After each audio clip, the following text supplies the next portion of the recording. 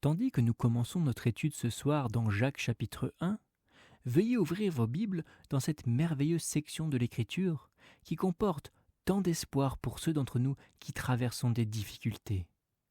Pendant que vous le faites, j'aimerais partager une lettre avec vous. Il y a de cela quelques semaines, quelqu'un m'a appelé au téléphone à notre église et a dit « Je me demandais si vous vouliez bien, pour nous, passer un coup de fil à un beau-frère qui vient juste d'avoir une tragédie dans sa vie. » Et j'ai dit que ce serait avec plaisir que je le ferais, et donc j'ai appelé. Quand il a décroché et qu'il a répondu, j'ai dit « Salut, je suis John MacArthur en Californie. » Il était au Colorado. Il est resté un moment hébété parce qu'il avait souvent écouté la radio et les cassettes, mais ne m'avait encore jamais rencontré en personne, autant que je sache, en tout cas. Et il a dit « C'est incroyable, je ne peux pas croire que vous m'avez appelé. Je suis justement assis à table en train de vous écrire une lettre. » Et le courrier est arrivé et au milieu, tout à fait au milieu du courrier, il était écrit « Waouh, gloire à Dieu, c'est à ce moment que vous m'avez appelé. » C'était sur la 4e page de la lettre. Et j'ai le sentiment que Dieu est en train de me dire quelque chose. À 18h15, le 16 mars 1986. La lettre dit ceci. « J'aimerais vous raconter une histoire qui commence il y a plus d'1 an. L'histoire est beaucoup trop complexe pour que je la raconte dans une lettre, du moins dans tous ses détails. J'aimerais peut-être partager un des paragraphes avec vous. Mon nom est Dan. Je vous ai brièvement rencontré à l'église de la Grâce et je me suis assis à 4 rangées de l'estrade, le 22 décembre 1985. Vous en souvenez-vous ? Ma femme n'avait pas pu venir parce qu'elle était malade.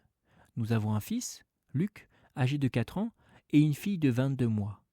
En mars 1985, ma femme avait été diagnostiquée d'une tumeur cérébrale dans son cervelet droit. Le 3 avril 1985, Caroline a subi une opération chirurgicale et ils ont enlevé la tumeur ainsi que 80% de son cervelet droit. Le vendredi saint, le 3 avril 1985, les choses se présentaient plutôt bien et Caroline est sortie des soins intensifs pour être transférée dans une chambre ordinaire. Le 5 avril 1985, je me suis rendu au domicile de ses parents aux environs de 22h30. Je suis allé embrasser les enfants pour la nuit et Sarah, qui avait alors 8 mois, avait un regard vitreux et fixait le vide. J'ai cru qu'elle était partie. Les médecins de l'hôpital pédiatrique lui ont fait une ponction lombaire et ont dit qu'elle souffrait d'une méningite spinale. Ils m'ont dit qu'il était possible qu'elle meure ou présente des déficiences. Il fallait attendre 24 heures pour savoir si elle survivrait. C'est véritablement à ce moment-là que j'ai perdu le contrôle. Je ne pouvais rien faire. Ma fille était couchée là, sur un berceau incliné, avec des attelles sur les bras et une jambe. Elle avait une IV, c'est-à-dire intraveineuse dans le pied gauche, la main droite, la main gauche et le cuir chevelu. Elle était attachée, les bras écartés, et elle avait 3 moniteurs sur sa poitrine. J'ai pleuré. Seigneur, pourquoi elle ? Elle est tellement innocente. J'étais complètement démuni, sans la moindre réponse. Jusque-là, je m'efforçais de cacher tout ceci à ma femme, Caroline, qui était dans un autre hôpital. Je n'y arrivais pas. Seigneur, que vais-je faire ? Le matin de Pâques, le 6 avril à 7h du matin, je me trouvais à l'hôpital pédiatrique, assis dans une chaise, tenant Sarah dans mes bras avec tous ses fils et ses perfusions quand une infirmière est entrée pour me dire que Sarah était tirée d'affaire. Les moniteurs indiquaient qu'elle avait bien réagi aux antibiotiques et que tous les appareils pouvaient être enlevés. Comme vous pouvez l'imaginer, pendant cette période, j'ai fait beaucoup d'allers-retours entre les 2 hôpitaux. Je me suis servi de la voiture de Caroline pour le faire et elle écoutait la station radiophonique KWBI AM 91, quelque part à Longmont dans le Colorado. C'est là que je vous ai écouté pour la toute première fois. Je ne me souviens pas de la date, mais vous traitiez de la série Comment gérer les persécutions à partir du livre des Actes. La première fois que j'ai écouté, j'ai dû arrêter le véhicule. Je pleurais beaucoup trop pour conduire. Ma femme Caroline s'est abattue après sa chirurgie et même si ses capacités motrices n'allaient plus jamais être normales, elle n'a jamais baissé les bras. Elle était dévouée envers ses enfants et moi, et son Sauveur et son Seigneur. J'ai inclus quelques-unes des notes de ces études bibliques sur la vie du royaume, et elles se trouvent à la fin de cette lettre. Ces notes personnelles, rédigées bien évidemment d'une main griffonnante qui reflète certaines des séquelles sur son cerveau. Elle n'était pas une spécialiste de la Bible, mais elle aimait le Seigneur. Elle est décédée le 8 mai 1986 dans mes bras. La 3e tumeur ne pouvait pas être opérée. Gloire à Dieu, nous avons un Sauveur qui a triomphé de la mort. Au moment où j'écris cette lettre, j'ai des yeux mouillés et l'odeur des fleurs funéraires remplit mes narines. Je n'écris pas pour attirer l'insympathie. Je ne pouvais juste pas attendre plus longtemps sans vous dire combien, grâce to you, avait été une bénédiction pour ma famille et moi. Je parle également pour ceux qui sont extérieurs à ma famille.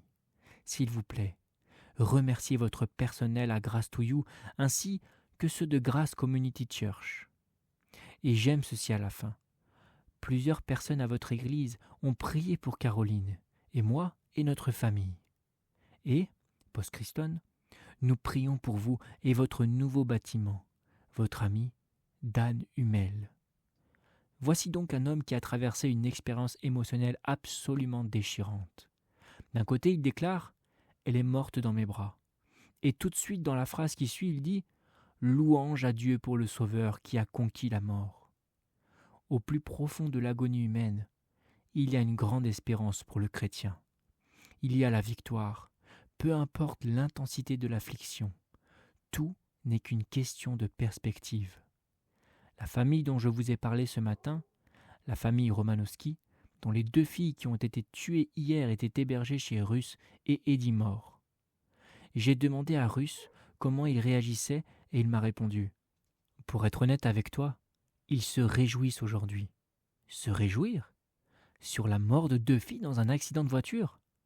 Eh bien, ils sont dans la joie parce que leurs 2 filles connaissaient Jésus-Christ et que les 2 autres étudiants qui étaient avec elles et qui ont été épargnés ne connaissaient pas Christ. C'est donc une raison de se réjouir et une question de perspective. Traverser n'importe quelle épreuve de la vie peut constituer une expérience joyeuse pour un chrétien quand la perspective est bonne. À présent, j'imagine que la pire des épreuves auxquelles vous pourriez être confrontés, pour certains en tout cas, pourrait être une crise financière. Vous perdez tous vos investissements, l'épargne de votre vie. Pour d'autres, cela pourrait être la perte d'un emploi. Vous vous faites licencier. Vous n'avez plus aucun revenu pour soutenir votre famille et vous perdez toute dignité. Ou alors, le médecin vous annonce que vous devez immédiatement avoir un triple pontage chirurgical, ou que vous avez une énorme tumeur cérébrale, ou que cela arrive à votre conjoint, ou que c'est votre fils qui l'a, ou encore que vous venez de recevoir un coup de fil disant que votre fille a eu un terrible accident de voiture et qu'elle est morte, ou alors qu'elle a été victime de viol, ou encore que votre épouse a été assassinée par un drogué qui est entré dans la maison par effraction, ou encore que votre enfant est atteint d'une maladie mortelle et qu'il ne lui reste que quelques jours à vivre. Et nous pourrions continuer encore et encore. Et sincèrement, braves gens, toutes ces choses nous touchent d'une manière ou d'une autre, n'est-ce pas ? Car comme Job l'a si bien dit, l'homme naît pour souffrir, comme l'étincelle pour voler. Et quiconque essaye de créer un monde fantastique dans lequel tout est parfait, ne réussit qu'à mieux se positionner pour une douleur encore plus profonde. Il faut s'y attendre. Et je dois reconnaître que l'anticipation de la réalité, de la tristesse et de l'agonie, et des difficultés qui pourraient nous approcher, jette une espèce d'ombre même sur nos plus grandes joies, n'est-ce pas ? Dans un sens, cela atténue même les événements les plus heureux de la vie, et c'est peut-être pour cette raison que bien que Jésus ait pleuré, comme les Écritures le mentionnent plutôt communément, il n'est dit nulle part qu'il a jamais ri. Peut-être l'a-t-il fait, mais son bonheur à n'importe quelle occasion aurait certainement été contrebalancé par son sentiment accablant de tristesse sur le péché. Nous tous, à un degré ou à un autre, en regardant les choses de manière réaliste, savons que nous ferons face à des difficultés. Nous serons confrontés à l'agonie à un point de notre vie et nous avons besoin de comprendre comment y faire face. La semaine dernière, tandis que je m'étais assis pour étudier, j'ai essayé de réfléchir à ce qui, pour moi, pouvait constituer la plus terrible des épreuves, la chose la plus douloureuse qui pourrait m'arriver. Et j'ai pensé au récit classique de Job qui perd sa famille, et sa récolte et son bétail et tout ce qu'il possédait. Et j'y ai réfléchi pendant un moment. Il a perdu tous ses biens, il a perdu tous ses enfants. Et le pire de tout, il est resté avec une femme qui ne comprenait rien du tout. Il a été lui-même frappé par la maladie, ce qui, il est vrai, constitue une lourde épreuve. Mais, tandis que j'y réfléchissais, j'ai pensé à une autre personne qui, d'après moi, et vous pourriez être d'accord ou pas avec moi, mais une personne qui, de mon point de vue, a probablement été confrontée à l'épreuve la plus terrible qu'un être humain puisse jamais subir. Et cet homme, c'était Abraham. Revenez avec moi un instant dans Genèse 22. Je voulais vraiment commencer par le livre de Jacques, mais plus je réfléchissais et plus je me disais que cette image pourrait nous donner une très belle perspective. Je pense que ce par quoi Dieu a fait passer Abraham constitue indubitablement l'épreuve la plus inimaginable à laquelle une personne puisse être soumise. Dans Genèse 22, verset 1, il est dit « Après ces choses, Dieu mit Abraham à l'épreuve. » Ceci est Peirasmos, mes amis. C'est une épreuve pour Abraham. Voici de quoi il s'agit.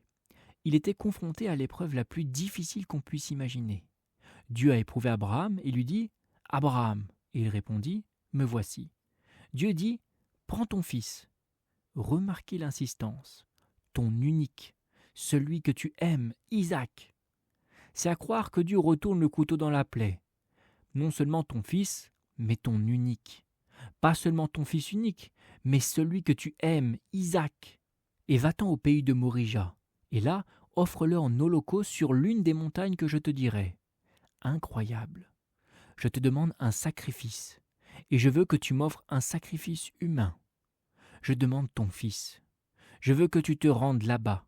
Je veux que tu le tues en offrande pour moi. Cela n'était pas en accord avec la théologie d'Abraham. Jamais dans l'histoire de l'alliance avec Dieu, il n'avait été question de sacrifice humain. C'était plutôt le propre des païens.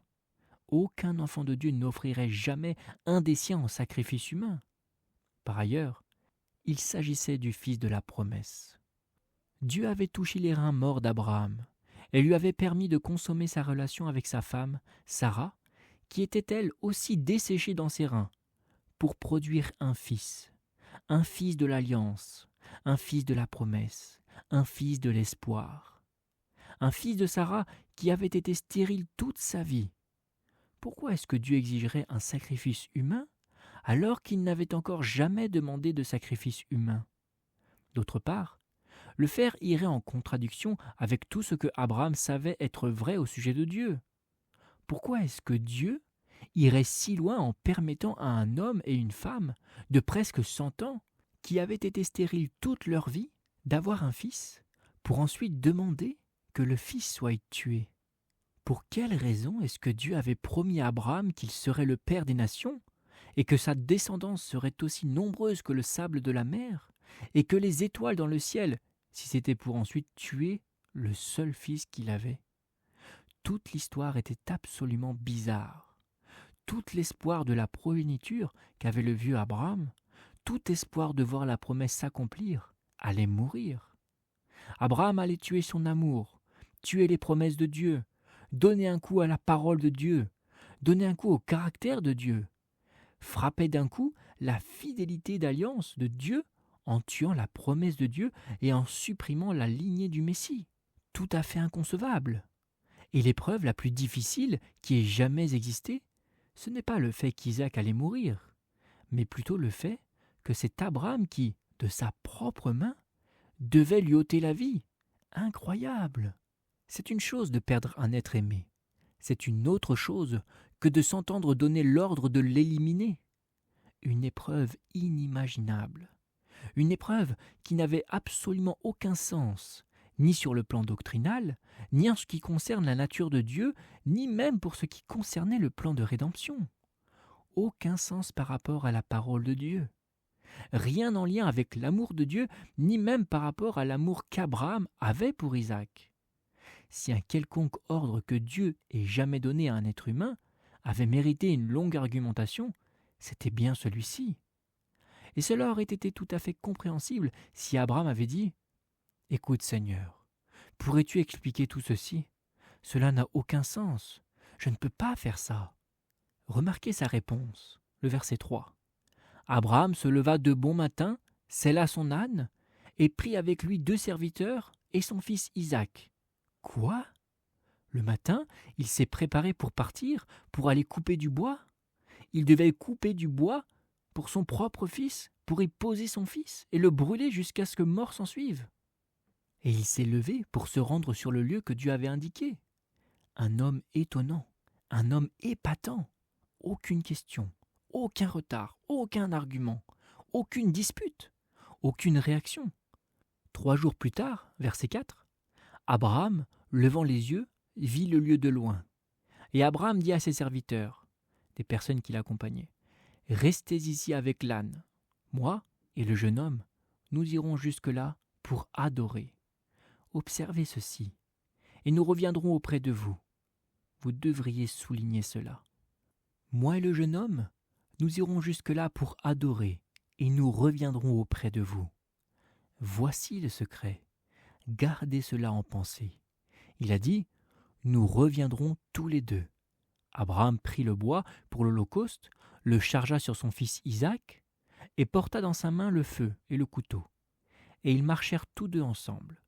Alors Isaac, parlant à Abraham, son père, dit, « Mon père. » Il répondit, « Mais voici mon fils. » Isaac reprit, « Voici le feu et le bois, mais où est l'agneau pour l'holocauste ? » Ô mon Dieu, quelle atrocité ! Un fils confiant, qui n'a pas la moindre idée de ce qui se trame, dit d'un ton si aimant et si doux à son père au sujet de son acte d'adoration, « Où est l'agneau ?» Abraham répondit, « Mon fils, Dieu se pourvoira lui-même de l'agneau pour l'holocauste. » Et ils marchèrent tous 2 ensemble. Et vous devriez souligner cela. Vous savez, je crois qu'Abraham savait, tout au fond de son cœur, que Dieu avait pensé quelque chose qui soit compatible avec son caractère et conforme à son alliance.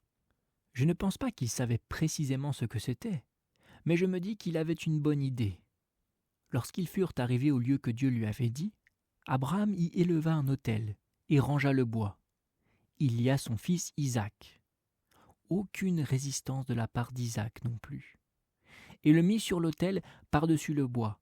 Puis Abraham étendit la main et prit le couteau pour égorger son fils. Vous pouvez vous arrêter à ce niveau. Incroyable. Comprenez-vous en lisant cette histoire ce que cela veut dire lorsqu'il est dit qu'Abraham eut confiance en l'Éternel, qui le lui imputa à justice ? Comprenez-vous pourquoi le Nouveau Testament dit qu'Abraham est le père des croyants ? Il est le plus grand et unique modèle de confiance en Dieu que la Bible connaît en dehors du Christ. L'homme est sur le point d'enfoncer le couteau dans la poitrine de son fils unique. Quelque chose d'impensable. Quelle épreuve! Contradictoire, indescriptible, douloureuse, meurtrière, incompatible avec tout ce qu'il savait de Dieu, et cependant, il s'y soumet. Il reste obéissant. Il rendra un culte, quel qu'en soit le prix. Et Dieu a considéré le consentement d'Abraham comme une performance. Dieu l'a jugé sur la base de sa bonne disposition et ne l'a pas laissé poser l'acte. Verset 11. Alors l'ange de l'Éternel l'appela des cieux et dit « Abraham, Abraham !» Et il répondit « Me voici !» L'ange dit « N'avance pas ta main sur l'enfant et ne lui fais rien, car je sais maintenant que tu crains Dieu. » Devinez quoi? Il s'agissait d'un test et Abraham a réussi. Il l'a passé. Il était prêt à obéir à la parole de Dieu, quel qu'en fût le prix. Tu ne m'as pas refusé ton fils, ton unique. Abraham nous montre à présent que nous pourrions être testés par rapport aux choses qui nous sont proches. Nous pourrions être éprouvés sur les choses qui nous sont très chères, comme un fils ou une fille ou un époux ou une épouse ou un ami. Nous pourrions avoir à offrir notre propre Isaac en sacrifice, remettre ce que nous aimons le plus au Seigneur, non seulement à la mort, mais peut-être à la vie. Peut-être en les laissant suivre la voie que Dieu désire qu'ils suivent, et non pas forcément celle que nous aurions voulu pour eux. Voyez-vous, lorsqu'Abraham a montré sa disponibilité à sacrifier Isaac, en dépit de ce que Isaac représentait pour lui, en tout point, quand il a démontré qu'il était prêt à le sacrifier, observez ceci, il avait le droit de le garder. Vous voyez cela? Il n'était pas possessif. Il était prêt à le relâcher à la volonté de Dieu. Pourquoi? Parce qu'il était prêt à faire tout ce que Dieu pouvait lui demander. Nous rencontrons tous plusieurs épreuves dans la vie, mais je ne suis pas capable de concevoir une épreuve comme celle-là. J'ai du mal à imaginer ce que je ferais si Dieu venait à me demander de faire un tel acte. Je suis incapable d'imaginer ce que j'aurais à vivre. Je pense cependant que nous pouvons conclure à partir de là que plus l'obéissance est difficile, et plus elle est excellente. Et plus l'obéissance est difficile, et plus il en découle de l'abnégation. Vous avez donc ici une obéissance qui exige une grande abnégation, et qui par conséquent est la plus excellente. Abraham a passé le test. Il déclare « Je sais maintenant que tu crains Dieu ». Autrement dit, tu as véritablement de la révérence pour Dieu, quel que soit le prix à payer. Quelle épreuve! Le commentaire sur cette épreuve à laquelle Abraham a été soumis est donné au 11e chapitre d'Hébreux. Voulez-vous y regarder un instant? Dans Hébreux chapitre 11, au verset 17. Comment est-ce qu'Abraham a fait ceci? Comment a-t-il réussi à en arriver là? Hébreux 11, 17 nous le dit clairement. Les 3 premiers mots du verset 17 racontent toute l'histoire. Par quoi? Par la foi Abraham. Ça revient, vous devez souligner cela. Lorsqu'il fut mis à l'épreuve, il s'agissait d'un test. J'y pensais quand j'étais à la radio l'autre jour.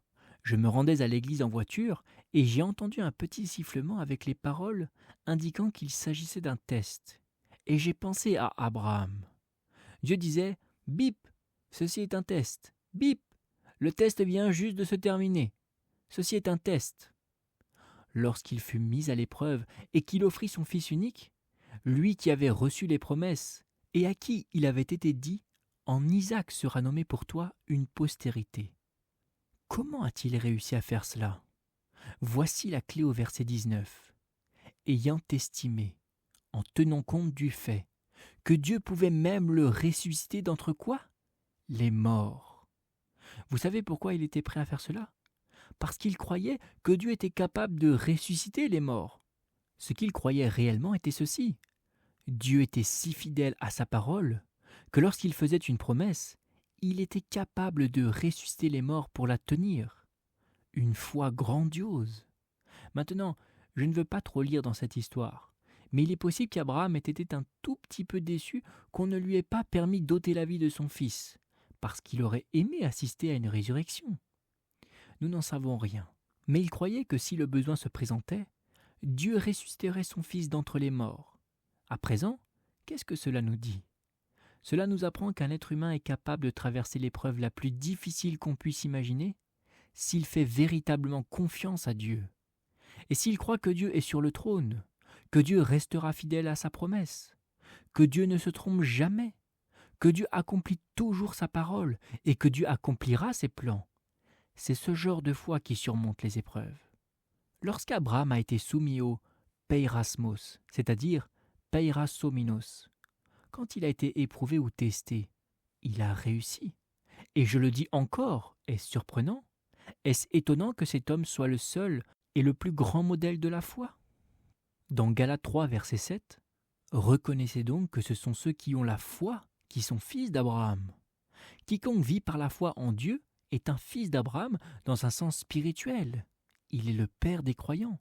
Il est le modèle de la foi. » Le verset 9 dit « De sorte que ceux qui croient sont bénis avec Abraham le croyant. » Il savait que les nations du monde seraient bénies à travers ses reins, et il savait que Dieu honorerait sa parole et qu'il l'accomplirait. À présent, bien-aimés, nous devons prendre conscience que Dieu permettra que nous passions par des épreuves. Et ce qui nous soutient dans ces circonstances, c'est notre confiance en Dieu, notre foi en ce que Dieu œuvre en toutes choses pour l'accomplissement de son saint plan. Je sais que nous aspirons à la facilité mondaine et aimons créer un environnement parfait. Nous désirons le confort absolu. Nous voudrions nous débarrasser de toutes les écueils dans notre vie. Nous voulons nous assurer que tout est parfaitement réglé. Franchement, je n'ai jamais connu un tel moment dans ma vie. De temps en temps, j'ai l'impression qu'il y en a un là-bas, mais je me rends vite compte qu'il n'en est rien. Le fait que nous expérimentions du repos et facilité temporaire nous trompe d'une certaine manière et nous amène à penser qu'il nous est possible d'avoir une exemption permanente alors que ce n'est pas le cas. Je me rappelle des paroles du psalmiste. Vous souvenez-vous du psaume 30 au verset 7 ? Il est écrit « Je disais dans ma sécurité, je ne chancellerai jamais. » Sous-entendu, mais j'avais tort. Quand j'étais gras, j'ai pensé qu'il en serait toujours ainsi. Et vous pouvez vivre dans un paradis artificiel si vous le souhaitez, sans jamais anticiper la moindre difficulté, vous permettant la facilité, mais ce n'est pas ce que Christ a dit. Il a dit « Veillez et priez », afin que vous ne tombiez pas dans « peirasmos », les épreuves. Attention, reconnaissez les épreuves, priez, demandez la force, veillez et priez.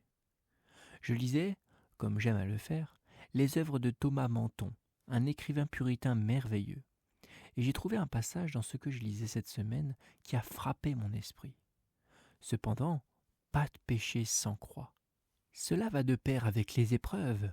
Nous aurons des épreuves. Psaume 23 dit « Quand je marche dans la vallée de l'ombre de la mort, je ne crains aucun mal, car tu es avec moi. Les tribulations arriveront. L'assurance réside dans la présence de Dieu. » Laissez-moi à présent parler un peu plus du texte. Je voulais entrer dans le texte proprement, mais il y a tellement de choses qui me sont venues à l'esprit cette semaine qui auraient probablement dû être abordées en introduction. Ainsi, si vous me le permettez, les épreuves peuvent se présenter à nous de plusieurs manières et viser plusieurs objectifs. Laissez-moi tout simplement vous en suggérer quelques-uns. Très bien, premièrement, les épreuves viennent pour tester la solidité de notre foi. Et nous avons véritablement abordé cela la semaine dernière, donc j'aimerais juste l'effleurer. Les épreuves viennent tester la solidité de notre foi. Il existe une grande illustration de cette réalité dans 2 Chroniques chapitre 32 verset 31. Vous n'avez pas besoin de l'ouvrir, je vais citer le passage. C'est en lien avec Ézéchias qui était roi, et il est dit ceci au sujet d'Ézéchias. Dieu l'abandonna pour l'éprouver, afin de connaître ce qui était dans son cœur. Avez-vous saisi cela ? Eh bien, pas Dieu. Dieu n'avait pas besoin d'un test pour savoir ce qu'il y avait dans le cœur d'Ézéchias. Il le savait par son omniscience, n'est-ce pas ? Dieu a-t-il besoin de vous éprouver pour savoir ce qu'il y a dans votre cœur ? Non. Dieu n'a pas besoin de tester quelqu'un pour découvrir ce qui se cache dans son cœur. Dieu nous éprouve pour que nous nous rendions compte. En d'autres termes, il nous aide à faire cet inventaire spirituel. Il nous assiste dans l'examen personnel. J'ai besoin de savoir, et vous avez besoin de connaître la solidité de notre foi. Ainsi donc, Dieu fait venir des épreuves dans nos vies pour nous démontrer la force ou la faiblesse de notre foi. Si, en ce moment, vous traversez une épreuve difficile, alors elle vous révèle la force ou la faiblesse de votre foi, n'est-ce pas ? Si vous levez votre poing contre Dieu, si vous demandez pourquoi cela arrive, si vous vous tracassez et vous inquiétez sans cesse, si vous êtes dans l'anxiété du matin au soir, alors cela prouve que vous avez une foi faible. Mais si par contre, vous traversez une épreuve et vous vous retrouvez en train de vous reposer sur le Seigneur après lui avoir confié la situation, le laissant porter ce fardeau et avançant vers la sortie, alors vous pouvez voir de vous-même que vous avez une foi solide. Ainsi donc, dans un sens, nous devons être reconnaissants pour les épreuves parce qu'elles nous rappellent à faire l'inventaire de notre propre foi. Cela est très utile. J'ai toujours besoin de savoir où j'en suis avec ma foi pour augmenter sa force, car plus ma foi sera forte et plus je serai susceptible d'être utile à Dieu. Lorsque Habacuc traversait le mystère de sa propre situation dans la promesse dévastatrice selon laquelle les Chaldéens allaient venir anéantir son peuple, il a malgré tout déclaré « Car le figuier ne fleurira pas, la vigne ne produira rien, le fruit de l'olivier manquera, les champs ne donneront pas de nourriture, les brebis disparaîtront du pâturage, et il n'y aura plus de bœufs dans les étables. Autrement dit, si tout ce que je sais être normal dans la vie venait à cesser, je me réjouirais quand même en l'Éternel. Je veux me réjouir dans le Dieu de mon salut. L'Éternel, le Seigneur, est ma force. Il rend mes pieds semblables à ceux des biches, et il me fait marcher sur les lieux élevés. Et puis à la fin, il dit, au chef des chantres, avec instrument à cordes. Il s'agit donc d'une louange, chantez-la. Au milieu d'un mystère absolument insoluble, sa confiance n'a pas chancelé. Il a découvert la solidité de sa foi à travers cette épreuve. Ainsi, l'un des objectifs des épreuves consiste à nous révéler, à vous et à moi, la force de notre foi, afin de nous permettre d'évoluer vers une plus grande puissance. Job a été éprouvé. Comme résultat de cette épreuve, au chapitre 42, qui constitue un passage familier, il dit « Mon oreille avait entendu parler de toi, mais maintenant mon œil t'a vu. C'est pourquoi je me condamne et je me repens. Je me condamne et je me repens sur la poussière et sur la cendre. » En d'autres termes, il disait « J'aimerais confesser mon péché. Seigneur, je ne t'avais encore jamais véritablement vu comme je te vois à présent. Et je réalise que certaines des choses que je pensais à ton sujet, et que j'ai dit te concernant, et que j'ai ressenti à ton compte, constituaient des péchés. Seigneur, ma foi et sa faiblesse ont été révélées. Les épreuves arrivent donc pour tester la solidité de notre foi. Deuxièmement, nous devons reconnaître que les épreuves surviennent pour nous rendre plus humbles. Elles viennent nous rappeler qu'il ne faut pas surestimer notre force spirituelle. Cela est intimement lié au premier, mais c'est quelque peu différent. Elles arrivent non seulement pour dévoiler notre force, mais également pour nous rendre plus humbles, afin de nous éviter de penser que nous avons beaucoup plus de force spirituelle que nous n'en avons en réalité. Ceci, je crois, est illustré de manière aussi imagée qu'on puisse trouver dans les Écritures, dans le merveilleux témoignage de Paul dans 2 Corinthiens 12. Vous connaissez ce passage. Il dit au verset 7 « Et pour que je ne sois pas enflé d'orgueil », en d'autres termes, et pour éviter que je n'aie une trop haute opinion de moi-même du fait de l'abondance des révélations et le fait d'être saisi au 3e ciel, et toutes les autres choses que Paul était capable de faire, et la puissance de l'Esprit, les miracles, les signes et les prodiges et les hauts faits, et les révélations que Dieu accomplissait à travers lui. Il aurait très bien pu, à cause de toutes ces choses, s'exalter dans sa propre pensée. Et pour que je ne sois pas enflé d'orgueil, à cause de l'excellence de ces révélations, il m'a été mis une écharpe dans la chair, pour tout simplement me frapper tout le temps afin de m'éviter de m'élever plus haut qu'il n'en faut. Et nous devons réaliser que Dieu permet des épreuves dans nos vies, surtout lorsque nous sommes bénis et positionnés dans le service spirituel, pour nous garder humbles et nous éviter d'avoir plus d'assurance dans notre force spirituelle qu'il n'en faut, au point de commencer à nous croire invincibles. Il existe une 3e raison, et tandis que je pensais à ces choses, ce sont vraiment mes propres réflexions. J'essaye de voir cela du point de vue de la Bible et de ma perspective personnelle. Je crois que le Seigneur amène également les épreuves dans notre vie pour nous soustraire aux choses mondaines, pour nous sevrer et nous éloigner des mondanités.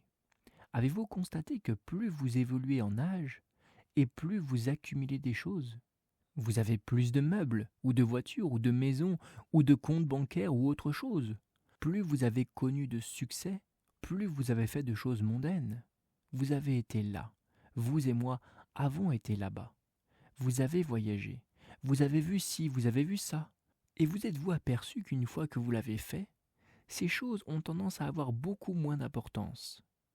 Il y a eu une époque où vous avez pensé qu'elles constituaient des choses les plus désirables qui soient, et aujourd'hui, vous n'avez même plus cette impression parce qu'elles n'ont pas réussi à régler les véritables problèmes de la vie. Elles ne résolvent pas vraiment les questions profondes, les grandes inquiétudes, les blessures, et quand constamment les épreuves dans votre vie, et que vous allez vers ces choses mondaines, et qu'elles ne changent rien à votre situation, et qu'elles ne signifient rien du tout, eh bien cette épreuve vous détache de ces choses. Elles démontrent leur ultime incapacité à résoudre un quelconque problème ou de vous fournir une quelconque ressource véritable au moment de la détresse. Nous avons besoin d'être sevrés. Vous savez, comme Philippe dans Jean 6, il vient à Jésus et dit « Comment allons-nous avoir du pain pour nourrir tous ces gens ?» Il voit les choses d'un point de vue mondain. Il n'y a pas de magasin dans les parages, et il n'y a pas non plus suffisamment de pain. Nous avons une multitude ici, une foule nombreuse.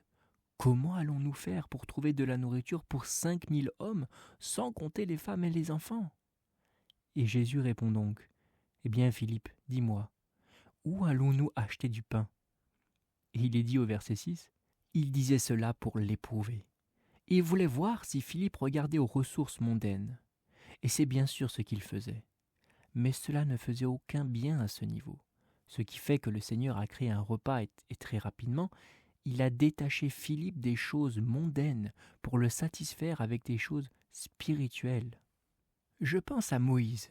Vous vous souvenez du chapitre 11 d'Hébreux, les versets 24 à 26 ? Il avait été élevé dans la maison du Pharaon. Il avait grandi comme un prince d'Égypte. Pendant 40 ans, il a été instruit. Il était traduit dans la famille du Pharaon pour la proéminence. Il avait atteint l'apogée de la société égyptienne qui s'est trouvée au sommet du monde. Toute l'instruction, tout l'argent, tout le prestige, tout l'honneur, tout le succès, tout le confort était entre ses mains.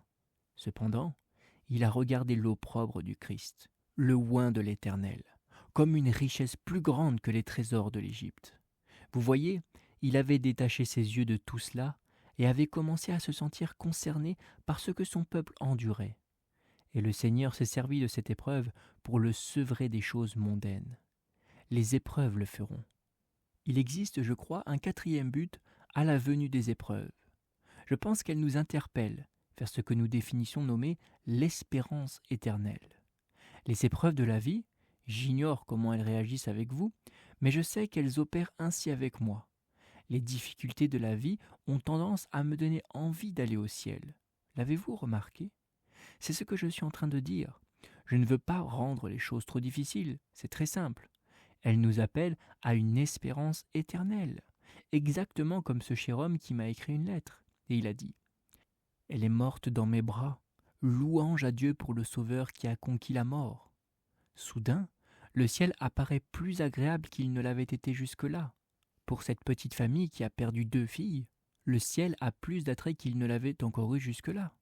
Et ils connaissent un nouveau, que dois-je dire, un nouveau désintérêt dans le monde éphémère. Ne le diriez-vous pas si vous avez perdu un être cher ?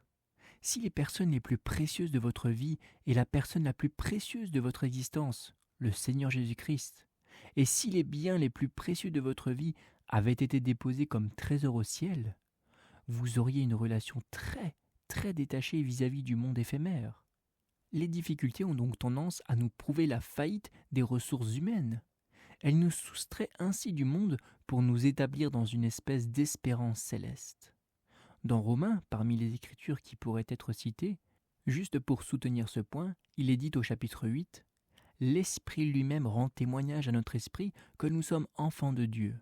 Or, si nous sommes enfants, nous sommes aussi héritiers, héritiers de Dieu et co-héritiers de Christ, si toutefois nous souffrons avec lui, afin d'être glorifiés avec lui. J'estime, je considère, que les souffrances du temps présent ne se pourraient être comparées à la gloire à venir qui sera révélée pour nous. Au fur et à mesure que je traverse la souffrance, dit Paul, je ressens un désir de plus en plus grand pour la gloire. Et je vois la création tout entière soupirer et attendre l'accomplissement de l'espérance, attendre la glorieuse, verset 21, libération des enfants de Dieu. Et ensuite, au verset 24 ou 23, il dit que nous soupirons dans l'attente de la rédemption de notre corps. Verset 24, c'est en espérance que nous sommes sauvés. Par conséquent, nous faisons face aux épreuves. Les épreuves nous procurent une plus grande affection pour ce qui est éternel. Elles nous permettent d'aspirer à la cité céleste. Elles placent notre affection sur les choses d'en haut. Il s'agit d'une donnée spirituelle très importante. Elles nous amènent à penser aux choses divines, aux choses célestes. Et c'est ce que Paul disait dans 2 Corinthiens 4,16. C'est pourquoi nous ne perdons pas courage. Et lors même que notre homme extérieur se détruit, notre homme intérieur se renouvelle de jour en jour. Car nos légères afflictions du moment présent produisent pour nous, au-delà de toute mesure un poids éternel de gloire. Il dit ensuite ceci: « Parce que nous regardons non point aux choses visibles, mais à celles qui sont invisibles. Car les choses visibles sont passagères, et les visibles sont éternelles. » Comment est-il arrivé à adopter ce genre d'attitude? Oh, c'est très simple. Retournez tout simplement au verset 8. Nous sommes pressés de toute manière, mais non réduits à l'extrémité. Dans la détresse, mais non dans le désespoir. Persécutés, mais non abandonnés. Abattus, mais non perdus. Portant toujours avec nous dans notre corps la mort de Jésus. Verset 12. Ainsi la mort agit en nous. Il traverse tant de difficultés que c'est vraiment très peu surprenant qu'il n'aime pas le monde. Il préférerait être dans la gloire. Vous voyez donc que les épreuves ont un rôle très très important. Elles testent la force de notre foi, elles nous rendent humbles pour nous éviter d'avoir plus d'assurance dans notre force spirituelle que nous ne devrions pas, elles nous détachent des choses mondaines et nous appellent à l'espérance céleste. 5e point, les épreuves jouent un rôle très important parce qu'elles révèlent ce que nous aimons véritablement. Elles révèlent ce que nous aimons vraiment. Quelqu'un aurait-il pu être plus cher à Abraham qu'Isaac? Il est contestable que quoi que ce soit lui ait été plus cher qu'Isaac. Une chose quelconque dans ce monde? Dieu lui était assurément plus cher qu'Isaac, mais c'était l'objet de l'épreuve. Il s'agissait de savoir s'il aimait Isaac plus qu'il n'aimait Dieu, ou s'il aimait Dieu plus qu'Isaac. C'était cela le test. Voyez-vous, les épreuves révéleront ce que vous aimez véritablement par votre manière de réagir. Si vous aimez Dieu de manière suprême, vous direz « Merci Seigneur pour ce que tu as accompli à travers ceci. Aide-moi à voir cela et à te donner la gloire, bien que tu permettes que ceci arrive. » Mais si vous vous aimez vraiment plus que vous n'aimez Dieu, vous direz « Dieu, pourquoi fais-tu ceci ?» Et vous serez furieux et vous vous mettrez en colère et deviendrez amer, et vous serez plein d'inquiétude. Voyez-vous, il y a un sens selon lequel Dieu réclamera ce qui vous est plus cher que lui. Il devra vous l'enlever. Ainsi, dans ma propre vie, je veille à m'assurer que rien n'est plus cher que le Seigneur parce que je ne veux pas qu'il me l'enlève, bien qu'il ne le fasse pas systématiquement. Je pensais à ceci et relisais quelque peu le Pentateuque, et je suis parvenu à Deutéronome chapitre 13, verset 3. « Tu n'écouteras pas les paroles de ce prophète ou de ce songeur. » Il s'agirait ici d'un faux prophète, car c'est l'Éternel votre Dieu, regardez ceci, qui vous met à l'épreuve pour savoir si vous aimez l'Éternel votre Dieu de tout votre cœur et de toute votre âme. Génial! Le Seigneur vous teste pour voir qui vous aimez réellement, si vous l'aimez de tout votre cœur et de toute votre âme. Dans Luc 14, 26, « Si quelqu'un vient à moi, et s'il ne hait pas son père, sa mère, sa femme, ses enfants, ses frères et ses sœurs, et même sa propre vie, il ne peut être quoi? Mon disciple. Et quiconque ne porte pas sa croix et ne me suit pas ne peut être mon disciple. » Qu'est-ce qu'il peut bien vouloir dire? Est-il en train de dire que c'est une attitude chrétienne que de détester tout le monde, y compris soi-même? Non. Ce qu'il veut dire par là, c'est que si vous n'aimez pas Dieu au point où, si besoin, vous vous coupez volontairement de vos pères, mères, épouses, enfants, frères, sœurs et votre propre vie, c'est que votre amour pour lui n'est pas suprême. Vous n'êtes pas digne d'être son disciple. Que voulez-vous dire par se couper? Nous répondons par là que vous ferez d'abord et avant tout la volonté de Dieu, quels que soient les appels de ces autres personnes. Quels que soient les recours de votre père, votre mère, votre épouse, vos enfants, votre frère ou votre sœur dans la chair, vous ferez la volonté de Dieu en dépit des appels qui vous seront faits, parce que votre amour suprême est à ce niveau. Dans le cas d'Abraham, Dieu voulait qu'Abraham découvre qui il aimait le plus. Il lui a dit « Isaac, ton fils unique, celui que tu aimes. » Abraham a passé le test. Qu'est-ce qu'Abraham aimait le plus? Dieu. Et c'est ce à quoi sert l'épreuve. Abraham s'est aperçu qu'il aimait plus Dieu, et tout le monde s'en est également rendu compte. Il est tellement important de noter cela. Lorsque vous traversez une épreuve, trouvez ce qu'elle révèle au sujet de votre amour. Il y a un sixième objectif dans les épreuves. C'est vraiment très très utile et c'est ceci. Les épreuves nous apprennent à valoriser la bénédiction de Dieu. Elles nous enseignent à apprécier la bénédiction de Dieu. La raison nous apprend à valoriser le monde. Les sens, les sentiments nous disent comment apprécier le plaisir. La foi nous apprend à valoriser le monde de Dieu, la parole de Dieu, la faveur de Dieu, la bénédiction de Dieu. La raison dit « attrape ce que tu peux attraper dans le monde et va-t'en ». Les sens et les sentiments disent « prends plaisir à n'importe quel prix ». La foi dit « obéis à la parole de Dieu et sois béni ». Voyez-vous, les épreuves nous enseignent la bénédiction qui constitue l'obéissance. Au milieu des épreuves, nous obéissons et nous sommes bénis. C'est ce qu'elles sont destinées à enseigner. Elles nous montrent que l'obéissance à tout prix entraîne la bénédiction divine. Le psalmiste dit dans Psaume 63, 4, et ceci est issu d'une expérience personnelle, « Car ta bonté vaut mieux que la vie, mes lèvres célèbrent tes louanges. » Seigneur, j'ai vu ta bonté, et c'est la meilleure chose qui soit. La meilleure chose qui soit. Jésus est l'exemple parfait, en ceci dans Hébreux 5.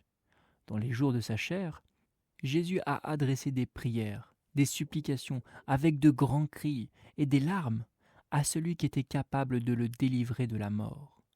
Jésus a traversé une épreuve dans le jardin. C'est ce qu'il est illustré dans ce passage.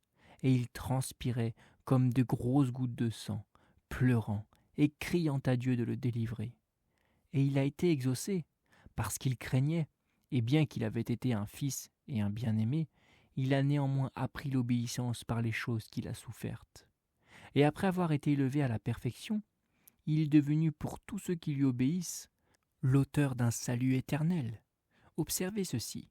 Il s'est montré obéissant à travers la souffrance et Dieu l'a exalté. Philippiens 2 le formule autrement. Il s'est humilié, ayant paru comme un simple homme. Il s'est offert à la mort et Dieu l'a souverainement élevé. Les épreuves viennent nous soumettre à la souffrance, afin que nous nous montrions obéissants dans la détresse et recevions pleinement la bénédiction de Dieu. Et je dirais que lorsque vous traversez une épreuve, si vous apprenez à obéir à Dieu, vous expérimentez l'exaltation de sa bénédiction. Telle est sa promesse. Laissez-moi vous donner 2 autres objectifs de la souffrance. 7e point, la souffrance survit. Et ceci constitue un but très très précieux. La souffrance survit pour nous mettre en position d'aider les autres dans leurs difficultés.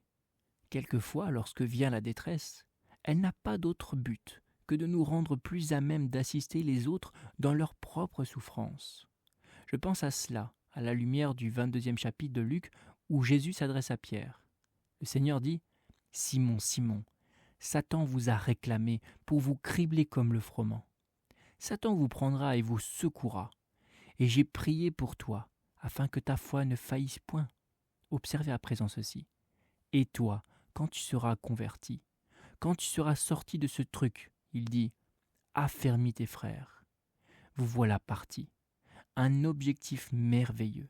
C'est comme Jésus dans Hébreux chapitre 4, Hébreux chapitre 2 également, qui devient un souverain sacrificateur fidèle et compatissant, capable d'aider ceux qui viennent à lui parce qu'il a traversé chaque épreuve par laquelle nous sommes passés, n'est-ce pas? C'est ce qui fait de lui un souverain sacrificateur, miséricordieux et fidèle. Nous traversons donc des épreuves afin de pouvoir aider les autres. C'est tellement merveilleux. C'est tellement merveilleux que Dieu nous permette d'apprendre par notre expérience pour pouvoir instruire les autres. Et puis finalement, le 8e point, et ceci nous amène directement dans le passage. Point numéro 8. Les épreuves suivront pour développer une force d'endurance, pour une plus grande utilité. Elles viennent développer notre capacité à endurer en vue d'une plus grande utilité. Une fois de plus, Thomas Menton a déclaré « Lorsque tout est calme et confortable, nous vivons par l'essence plutôt que par la foi. Cependant, la valeur d'un soldat ne se révèle jamais en temps de paix. C'est exact. La valeur d'un soldat n'est jamais connue en temps de paix. Dieu a son plan dans les épreuves, et elles sont destinées à nous procurer une grande force. Lorsque vous traversez une épreuve, vos muscles spirituels sont exercés. Vous êtes plus fort pour la prochaine fois. Cela signifie que vous pouvez affronter un ennemi plus puissant. Cela veut dire que vous êtes plus utile. Et vous traversez une autre épreuve, et une autre épreuve, et une autre épreuve. Et elle vous fortifie toutes. Vous fortifie et vous fortifie jusqu'à ce que votre utilité croisse. Votre assurance vous rend plus utile. Et plus vous êtes utile, et plus vous êtes utilisé. Et plus vous êtes utilisé, plus vous accomplissez dans la puissance de l'Esprit pour la gloire de Dieu. Laissez-moi donc reprendre. Quel est l'objectif de Dieu lorsqu'il vous teste ? Tout d'abord, pour éprouver la force de votre foi, afin de vous permettre de savoir à quel niveau votre force se trouve ou pas. Deuxièmement, pour nous rendre humbles, afin de nous éviter d'avoir plus d'assurance dans notre force spirituelle que nous ne devrions pas. Troisièmement, pour nous détacher des choses du monde. Quatrièmement, pour nous appeler à l'espérance céleste et nous amener à vivre dans ce qui est en haut et non en bas. Cinquièmement, pour révéler ce que nous aimons réellement. Sixièmement, pour nous apprendre à valoriser la bénédiction de Dieu et à l'apprécier, tandis que cela vient à nous en temps de souffrance. Septième point, pour nous permettre d'aider les autres dans leur détresse, pour porter les fardeaux les uns des autres. Et huitième point, pour développer une force d'endurance en vue d'une plus grande utilité, afin que Dieu puisse nous pousser vers de plus hauts niveaux de ministère et d'efficacité. À présent, ne sont-ils pas tous des buts utiles ? Et par sa grâce, ils s'insèrent tous dans le plan de Dieu. Néanmoins, la question persiste dans votre pensée comme dans la mienne. C'est bien, elles viendront. Retournons à Jacques 1 juste pour la pensée de clôture. Il est dit qu'elles surviendront. L'épreuve de votre foi arrivera, verset 3. Verset 12. Heureux l'homme qui supporte patiemment la tentation, car après avoir été éprouvé, il sera récompensé. Elles viendront. Il n'existe aucun moyen de les éviter. Et nous allons dire, je sais qu'elles vont arriver, et je sais que toutes ces choses font partie du plan de Dieu, et il désire accomplir tout ceci. Je peux le concevoir. Mais cela ne répond toujours pas à ma question. Comment en venir à bout lorsque j'y suis confronté ? Comment puis-je m'en sortir ? C'est bien beau d'avoir tout cela bien ordonné dans une liste de mon carnet de notes, mais comment faire pour surmonter cette épreuve ? Et c'est là que Jacques 1, 2 jusqu'à 12 s'adresse véritablement au cœur. Pour commencer, cela exige une attitude joyeuse. Le premier moyen d'endurer une épreuve consiste à avoir une attitude joyeuse. Mes frères, regardez comme un sujet de joie complète. Le second est un esprit compréhensif, sachant que cette épreuve produit quelque chose. Le troisième est une volonté soumise. Laissez la patience accomplir parfaitement son œuvre. Autrement dit, laissez faire, parce que Dieu est à l'œuvre. Le quatrième, au verset 5 à 8, est un cœur qui croit. Demandez ce dont vous avez besoin à Dieu et demandez. Le verset 6 dit quoi ? Dans la foi. Vous avez besoin d'un cœur qui croit pour croire que Dieu a un plan et qu'il fournira tout ce dont vous avez besoin pour cette épreuve.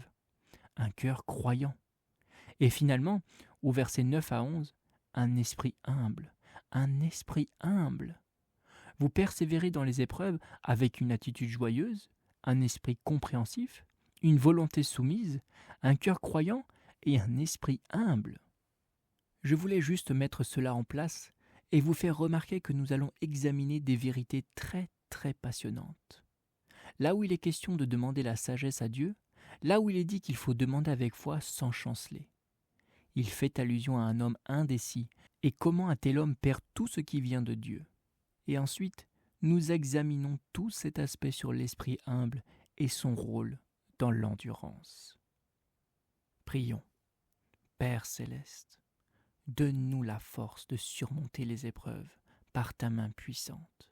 Aide-nous à les accepter, à avoir foi qu'elles ont pour but la foi grandissante. Soutiens-nous, Seigneur mon Dieu.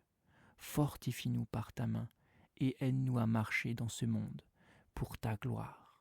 Aide-nous à accepter les épreuves afin que nous en tirions bénéfice, que nous te soyons utiles, Seigneur, que nous puissions par ta grâce aider nos frères et sœurs en Christ. Au nom de Jésus. Amen.